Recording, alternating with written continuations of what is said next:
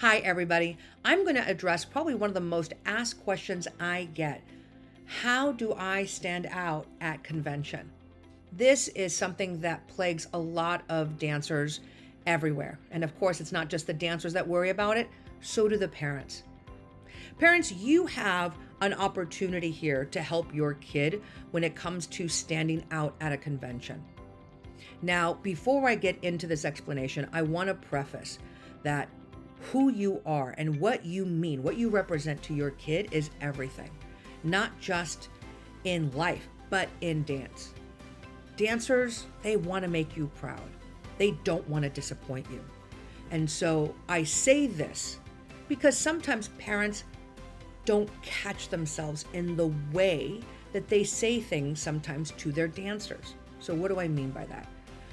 I sometimes see parents that will point out how great that girl is because she's got great legs, or wow, did you see those tricks that other girl did? And man, she is amazing.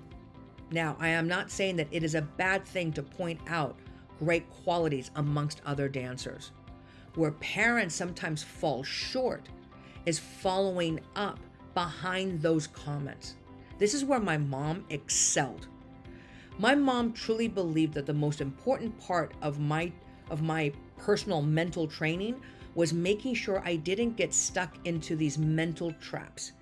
And my mental traps are pretty much the same as what kids are going through today. And the big one is comparison.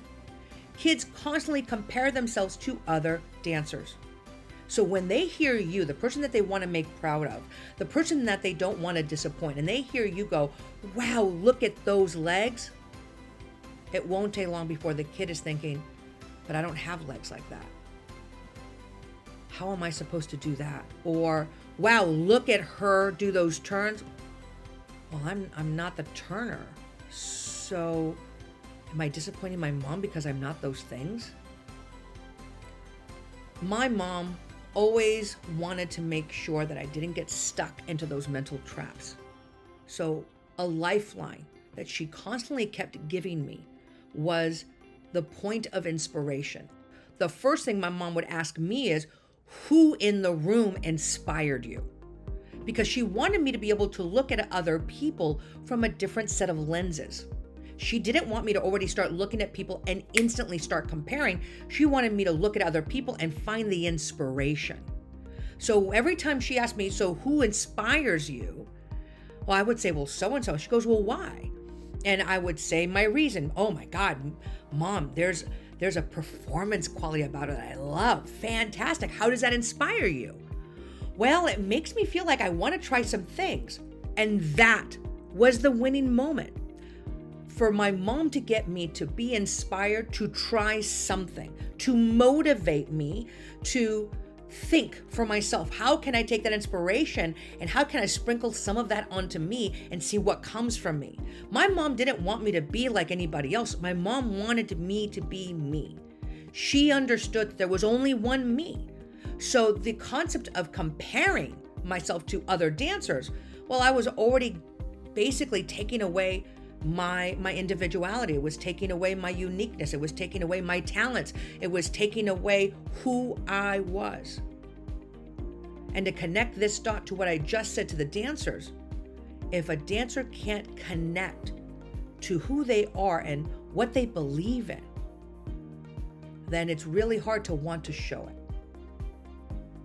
So if there's anything I can share with my parents, make sure that part of what you are aiming in these conversations when you point out other dancers is that you make sure they let your kid know, like, did you see those legs? Now, I love those legs, but you know what I love about you? And follow it up with something that connects back to them.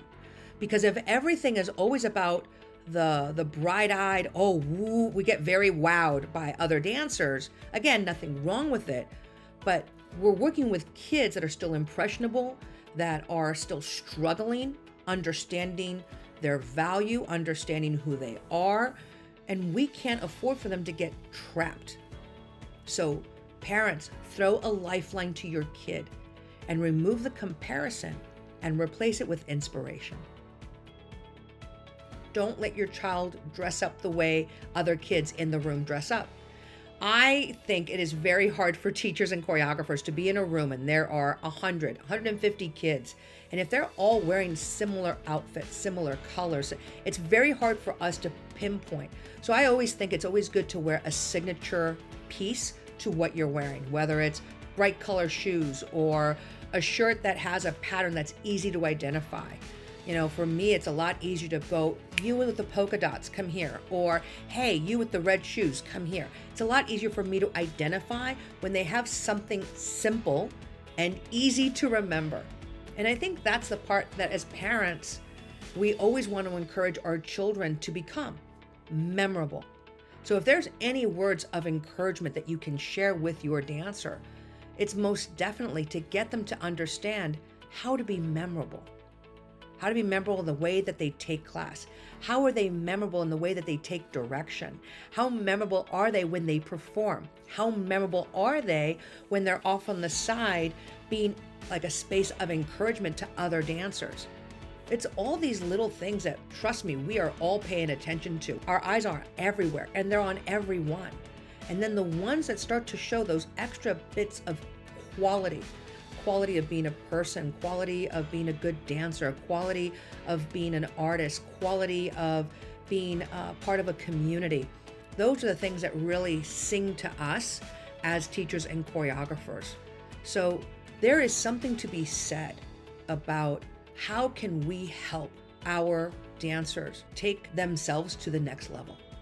If this information was helpful to you, please do not hesitate to like, share, and subscribe.